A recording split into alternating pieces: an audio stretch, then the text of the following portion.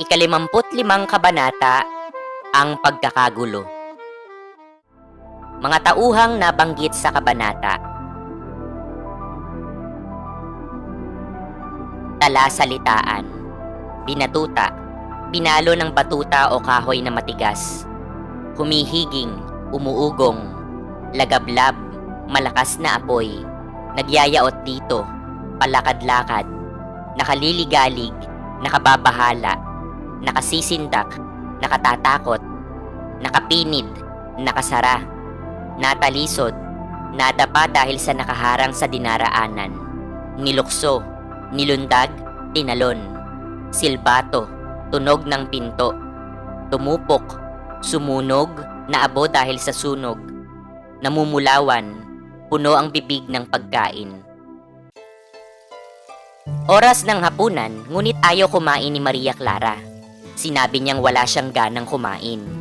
Ang kanyang kaibigang si Sinang ay nagyaya sa may piano at doon sila nagbulungan. Hindi mapakali ang magkaibigan sapagkat hinihintay nila ang pagdating ni Crisostomo sa 8 ng gabi. Habang kumakain si Linares, si Padre Salvi naman ay palakad-lakad sa may buluwagan. Samantala, taimtim na nagdarasal sina Maria Clara at Sinang na sana ay umalis na si Padre Salvi. Pagsapit ng 8 ng gabi, naupo ang pari sapagkat iyon ang oras ng nakatakdang paglusob sa kumbento at kwartel. Hindi alam na magkaibigan kung ano ang kanilang gagawin. Biglang tumunog ang kampana at lahat ay tumayo upang magdasal. Sa oras na iyon, dumating si Crisostomo na nakasuot ng panluksa. Lalapit sana siya kay Maria Clara, ngunit biglang umalingaw-ngaw ang sunod-sunod na putok ng baril. Napapatda si Crisostomo at hindi nakapagsalita. Si Padre Salvi ay nagtago sa likod ng haligi, si Tia Isabel ay patuloy sa pagdarasal, at nagyakapan sina Maria Clara at Sinang sa matinding takot. Narinig ng mga nasa bahay ni Kapitan Tiago ang mga putukan, sigawan at kaguluhan sa kumbento.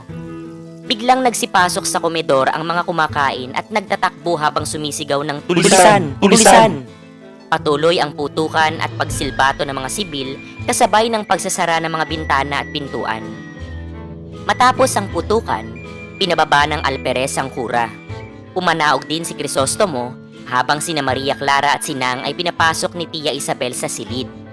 Dahil dito, hindi nagkausap ang magkasintahan. Umalis na si Crisostomo at bumalik sa kanyang tahanan. Sa kanyang silid, inutusan niya ang katulong na ihanda ang kabayo. Mabilis niyang inilagay sa maleta ang salapi, hiyas, mga kasulatan at larawan ni Maria Clara. Isinukbit niya ang isang balaraw at 2 revolver bilang paghahanda sa maaaring mangyari.